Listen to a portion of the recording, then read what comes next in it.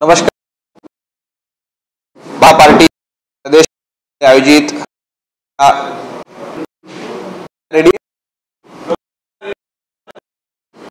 Bharat party प्रदेश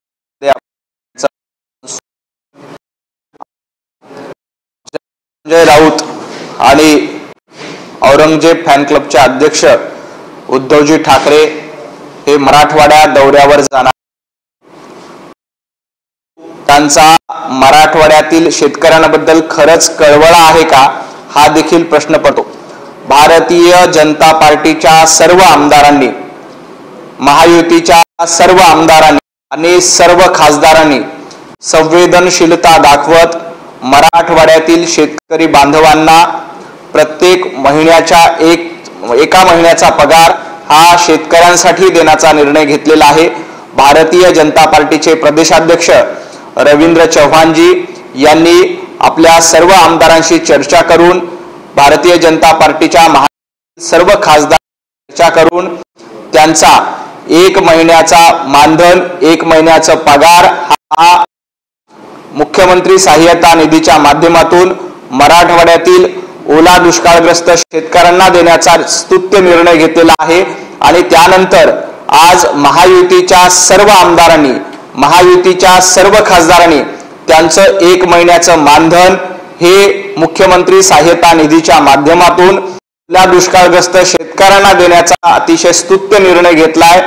खरं तर महाविकास आघाडीचे एकही नेते शेतकऱ्यांच्या बांधावर नाहीत।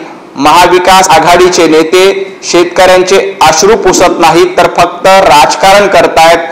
महाविकास आघाडीचे नेते अशा पद्धतीनं राजकारणात मग्न असताना महायुतीचे सर्व नेते हे बांधावर आहेत, शेतकऱ्यांना मदत करतायत, आपलं एक महिन्याचं मानधन देतायत। एवढंच नाही तर शेतकऱ्यांच्या खांद्याला खांदा लावून उभं राहण्याचं काम महायुतीच्या नेत्यांकडनं केलं जातंय।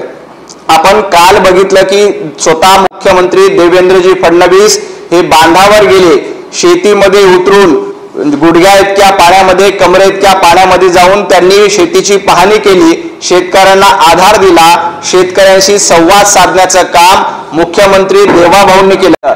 एवढंच नाही तर उपमुख्यमंत्री पवार असतील, उपमुख्यमंत्री एकनाथ शिंदे असतील, बांधावर गेले आणि शेतकऱ्यांना आधार देण्याचं काम, शेतकऱ्यांना साथ देण्याचं काम महायुतीच्या सर्वच नेत्यांनी केलेलं आहे।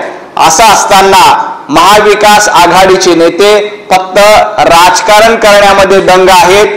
तुम्ही राजकारण करतायत तर आम्ही समाजकारण करतोय, तुम्ही पर्यटन करतायत तर आम्ही मदत करतोय। हे मदत करणारं सरकार आहे, हे पर्यटन करणारं सरकार नाही, हे मला या निमित्ताने सांगायचं आहे। मुख्यमंत्री आणि दोन्ही उपमुख्यमंत्री काल दौऱ्यावर होते, पण काय त्यामुळे हा दौरा जो शासकीय आहे तो फार्स होता असं संजय राऊत बोलतात। खरं तर फार्स काय असतो, दौऱ्याचा फार्स काय असतो ते आज उद्धवजी ठाकरे यांच्या दौऱ्याकडे बघितल्यावर आपल्याला लक्षात येईल।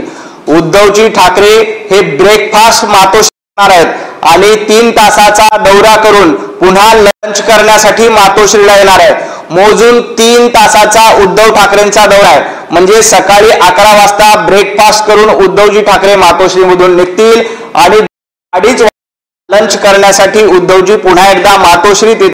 या 3 तासाच्या दौऱ्यामध्ये उद्धव ठाकरे काय फार्स करणार आहेत, त्यांच्या जाण्याचं नाटक उद्धव तुम्ही करतायत। ही नौटंकी शेतकरी भोगतोय। तुम्ही सकाळी नाश्ता करून घरातून निघणार आणि दुपारी जेवण करायला पुन्हा मातोश्रीवर येणार, हा तुमचा कसला दौरा? मोजून 3 तासाच्या दौऱ्यामध्ये शेतकऱ्यांचं दुःख तुम्हाला कळणार आहे का? तुम्ही कार्पेट टाकून दौरा करणार आहेत का? गेल्या वेळी मुख्यमंत्री असताना ज्या पद्धतीने रेड कार्पेट टाकून ओल्या दुष्काळाची पाहणी तुम्ही केली होती, आताही रेड कार्पेट टाकून ओल्या दुष्काळाची पाहणी तुम्ही करणार आहात का? हा माझा त्यांना सवाल। कालच्या दौऱ्यात मतांच्या बाजाराचा मार्ग सरकारनं उघडला असं खरं तर मतांच्या बाजाराचा मार्ग राऊत यांनी संजय राऊत हे गाण्याचं करतात हे मी सातत्याने सांगतोय। संजय राऊत तुम्ही फुटकी कवडी तरी मराठवाड्यातील शेतकऱ्यांना दिली का? महायुतीच्या सर्व आमदारांनी, महायुतीच्या सर्व खासदारांनी त्यांचं 1 महिन्याचं मानधन मराठवाड्यातील शेतकऱ्यांसाठी दिलंय. आज उद्धव ठाकरे तुम्ही बांधावर जातायत, संजय राऊत तुम्ही बांधावर जातायत, तर तुम्ही फुटकी कवडी देखील शेतकऱ्यांसाठी दिलेलं नाही. तुम्हाला या गप्पा मारण्याचा अधिकार नाही. तुम्ही आधी शेतकऱ्यांना थोडीशी मदत करा. आपल्या माध्यमातून थोडीशी जर का मदत तर मग तुम्हाला बोलता येईल. आजपर्यंत तुम्ही दमडी देखील शेतकऱ्यांना दिली नाही आणि तुम्ही अशा पद्धतीच्या फुकाच्या गप्पा मारू नका. सरकारची मदत पोहोचवतोय त्यावर सुद्धा त्यांनी गुप्त असावी ती उघडपणे केली जाऊ असं त्यांचं म्हणणं. खरं तर गुप्त काय काय असतं, संजय राऊत यांचं काय काय गुप्त आहे, अलिबागच्या बंगल्यावर ते काय काय गुप्तपणे करतात आणि करोडो रुपयाचा घोटाळा करून गुप्तपणे किती निधी लाटलाय हे संजय राऊत. तुम्ही अशा पद्धतीनं उघड मदत, गुप्त मदत तुम्ही एवढी देखील दिली नाही. तुम्ही 1 रुपया मदत शेतकऱ्यांना दिली नाही. तुमचे खिसे थोडेसे झटका, तुम्ही थोडीशी मदत करा आणि मग त्याबद्दल बोला. 1 महिन्याचं वेतन आहे ते भाजप आणि राष्ट्रवादी शिवसेना दिलेलं आहे. मात्र संजय राऊतांनी आता याच्या गोष्टी कुठेतरी राजकीय टिप्पणी केलेली आहे की कोरोना काळामध्ये सुद्धा तुम्ही मुख्यमंत्री सहायता योजनेमध्ये पैसे दिले आहेत, तुम्ही PM रिलीफ फंडामध्ये पैसे दिले होते भाजपने. खरं तर आम्ही PM रिलीफ फंडामध्ये मदत दिली. आता लोक मुख्यमंत्री सहाय्यता निधीमध्ये मदत करतायत. संजय राऊत तुम्हाला पाहिजे तिथं मदत करा. तुम्हाला मदत करायची नाही ना, तुम्ही किमान शेतकऱ्यांच्या बांधावर जाऊन शेतकऱ्यांच्या खिशात 2 रुपये द्या, शेतकऱ्यांना थोडासा आधार द्या. तुम्ही शेतकऱ्यांना कवडीही देणार नाही. तुमच्या शिवसेनेने दिलं नाही, तो पीठ तुमच्या शिवसेनेनं तिथं दिलेलं नाही. तुम्ही काय लोकांना सांगता, आम्ही कोविडच्या काळामध्ये देखील लोकांच्या खांद्याला खांदा लावून उभं राहिलो. कोविडच्या काळात आम्ही लोकांना मदत करत असताना तुम्ही कोविडच्या काळामध्ये स्वतःची घरं भरली. ज्या पद्धतीनं कोविडच्या काळात तुम्ही भ्रष्टाचार केला, जवळपास 9.5 लाख कोटी रुपये वसूल करण्याचं काम कोविडच्या काळामध्ये संजय राऊत आणि उद्धव ठाकरे यांनी केलेलं होतं. काळामध्ये तुम्ही खिचडी सोडली, कोविडच्या कफन सोडलं. कोविडच्या काळामध्ये जे ढोल वाजत होते अशा कंपन्यांना तुम्ही कोविड जम्बो सेंटर चालवण्याचं काम दिलं. कोविडच्या काळामध्ये लोकांच्या औषधामध्ये सुद्धा लाचखोरी करण्याचं उभाटा गटानं केलेला आहे. त्यामुळे त्यांना कोविडच्या काळाबद्दल तर बोलण्याचा अधिकार आहे. सरकार शेतकऱ्यांना आधार देणारं सरकार आहे. जवळपास 2,500 कोटीची मदत पहिल्या टप्प्यात देवाभाऊंनी केलेली आहे.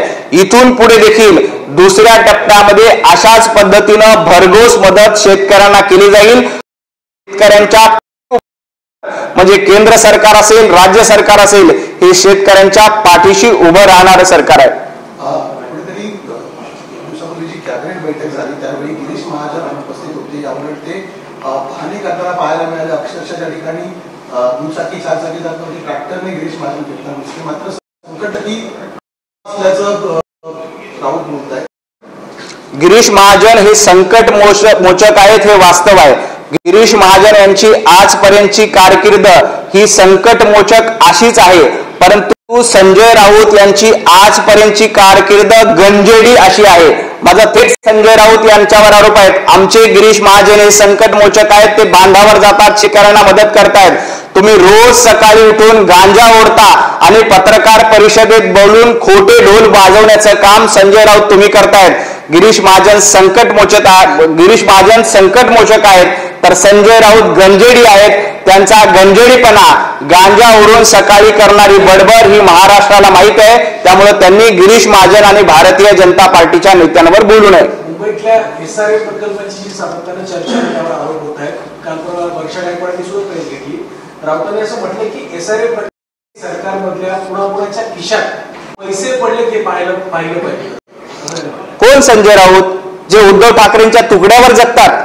अहो, संजय राऊत कोविडच्या काळामध्ये रोज 100 कोटीची वसुली तुम्ही करत होतात. ज्या पद्धतीनं 100 कोटी रुपयाची दररोज वसुली होती त्याचा हिशोब लावला तर 2.5 वर्षामध्ये 9.5 लाख कोटी रुपये जमा होतात. महाविकास आघाडीच्या काळामध्ये 2.5 वर्षामध्ये या हिशोबानं जवळपास 9.5 लाख कोटी रुपयाचं मलिदा तुम्ही जमा केला होता. या 9.5 लाख कोटी पैकी किमान 20,000 कोटी आमच्या मराठवाड्यातील शेतकऱ्यांना द्या. आज तुम्ही मराठवाड्यातल्या बांधावर जाणार आहात ना, कोविडमध्ये आणि SREच्या घोटाळ्याच्या माध्यमातून 9.5 लाख कोटी रुपयाचा मलिदा महाविकास आघाडीने कमवला होता. त्या 9.5 लाख कोटी रुपयापैकी किमान 20,000 कोटी उद्धव ठाकरे यांनी मराठवाड्यातील शेतकऱ्यांना घोषित करावे. माझं संजय राऊतांना देखील आव्हान आहे की तुम्ही थोडेसे हात झटका आणि या 9.5 लाख कोटी रुपयापैकी किमान 20,000 कोटी आमच्या मराठवाड्यातील शेतकऱ्यांच्या बांधवावर, आमच्या मराठवाड्यातील शेतकऱ्यांवर खर्च करा, एवढीच माझी मागणी आहे. सरकारकडे निवडणुकीसाठी 1-1 लाख कोटी रुपये खर्च करायला आहे, परंतु शेतकऱ्यांना मदत देताना मात्र निकष आणि या सगळ्या गोष्टी समोर येतात. आम्ही शेतकऱ्यांना सदळ हाताने मदत करतो. देवेंद्र फडणवीस यांनी कुठलीही निकष न लावता, कुठलाही आट न ठेवता शेतकऱ्यांना पाऊस पडल्याबरोबर पहिल्या टप्प्यामध्ये 2,500 कोटी लगेच दिले. आम्ही कुठलीही निकष लावत नाही आणि सगळ्या अधिकाऱ्यांना स्पष्ट सूचना दिलेल्या आहेत की बांधावर पाहणी करायची गरज नाही. ड्रोनच्या माध्यमातून मोबाईलमध्ये फोटो आला तरीही तो पंचनामा आम्ही गृहीत धरतोय आणि शेतकऱ्यांना मदत करतोय. आम्ही शेतकऱ्यांच्या बांधावर जातो, आम्ही शेतकऱ्यांना आधार देतोय, आम्ही शेतकऱ्यांना मदत करतोय. तुम्ही फुटकी कवडी देखील दिली नाही, तुम्ही साधी दमडी देखील दिली नाही. तुम्हाला याबद्दल बोलण्याचा अधिकार नाही. निवडणुकीच्या काळात जनतेनं भारतीय जनता पार्टीला आशीर्वाद दिले. निवडणुकीच्या काळात लेना बँक करणारे तुम्ही आहात. ज्या पद्धतीनं लेना बँक करून पैसे घ्यायचे, ही बँक तुमची आहे. संजय राऊत आणि उभाटा गटाची लेना बँक आहे, तर महायुतीची ही देना बँक आहे. आम्ही शेतकऱ्यांना देतो तर तुम्ही शेतकऱ्यांकडनं लुटता. आम्ही शेतकऱ्यांना आधार देतो तर तुम्ही शेतकऱ्यांकडनं, तुम्ही मुंबईकरांकडनं आणि सर्वसामान्य नागरिकांकडनं लुटण्याचं काम करताय. आमची महायुतीची देना बँक आहे तर उभाटा गटाची लेना बँक आहे. आम्ही सरकारला जाब विचारणार असं आता रोहित पवार बोलत आहेत. दुसरीकडे नेपाळमध्ये जी परिस्थिती जनतेची उद्भवली होती ती लक्षात ठेवली असं राऊत. खरं तर रोहित पवार यांनी सरकारला जाब विचारण्याच्या आधी आपले आजोबा आदरणीय शरद पवार साहेब यांना जाब विचारला पाहिजे. शरद पवार साहेब आपल्या हयातीमध्ये 10 वर्ष सक्षमपणे कृषी मंत्रीपद तुमच्याकडे होतं, परंतु ते कृषी मंत्रीपद असताना, तुम्ही कृषी मंत्री असताना काय केलं? कशा पद्धतीनं कृषी मंत्री असताना महाराष्ट्रातील शेतकऱ्यांची वाट लागण्याचं काम पवार साहेब तुम्ही केलं होतं. महाराष्ट्रातील शेतकऱ्यांनी सर्वाधिक आत्महत्या रोहित पवारजी आपले आजोबा कृषी मंत्री असताना झाल्या होत्या. त्यामुळं सरकारला जाब विचारण्याऐवजी आदरणीय पवार साहेब सिल्वर ओकवर राहतात. तुम्ही जरा सिल्वर ओकवर जा आणि पवार साहेबांना जाब विचारा की महाराष्ट्रातील शेतकऱ्यांची ही अवस्था कुणामुळे आहे.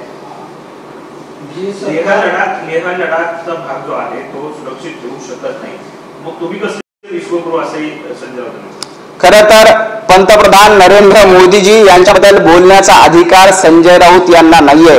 जेनजी ही भारतीय जनता पार्टी सोबत आहे. जेनजी पंतप्रधान नरेंद्र मोदीजींसोबत आहे. त्यामुळेच दिल्ली विद्यापीठामध्ये जेनजीने भारतीय जनता पार्टीला साथ दिली. हैदराबाद विद्यापीठामध्ये जेनजीने अखिल भारतीय विद्यार्थी परिषदेला साथ दिली. जेनजी आमच्या सोबत आहे कारण ही जेनजी म्हणजे जेन एम, पंतप्रधान नरेंद्र मोदीजींना साथ देणारी ही जेन एम आहे. त्यामुळे संजय राऊत यांनी विनाकारण वायफळ बडबड करू नये. लेह लडाख असेल या सगळ्या प्रश्नावर पंतप्रधान नरेंद्र मोदीजी, अमित शहा बारकाईने लक्ष ठेवून आहेत आणि सगळ्या पद्धतीची मदत, सगळ्या पद्धतीच्या सूचना गृह खात्याने त्या ठिकाणी दिलेल्या आहेत. संजय राऊत हे राहुल गांधीची चमचेगिरी करण्याचं काम करतायत. ज्या पद्धतीनं राहुल गांधी भाषा वापरतात, ज्या पद्धतीनं राहुल गांधी बोलतायत, अगदी त्याच पद्धतीनं आज सामनाच्या अग्रलेखामधून सुद्धा संजय राऊत यांनी राहुल गांधीची चमचेगिरी करण्याचं काम केलंय.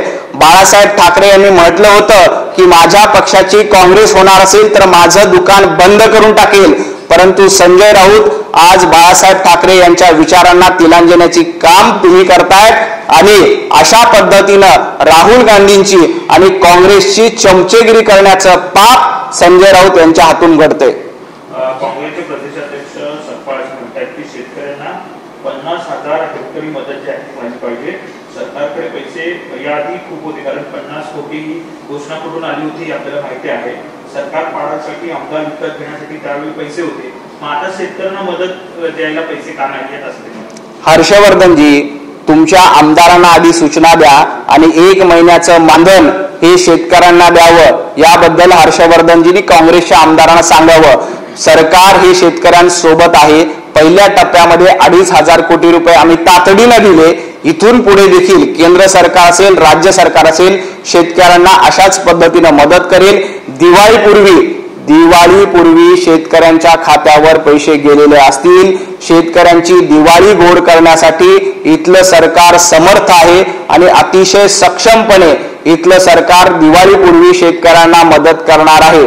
हर्षवर्धन सपकाळ यांना माझी विनंती आहे की त्यांनी सरकारवर टीका करून राजकारण करण्यापेक्षा आपल्या काँग्रेस पक्षातील सर्व आमदारांना, महाविकास आघाडीच्या खासदारांना सूचना द्याव्यात की त्यांनी किमान आपलं 1 महिन्याचं मानधन हे मराठवाड्यातील ओला दुष्काळग्रस्त शेतकऱ्यांना द्यावं.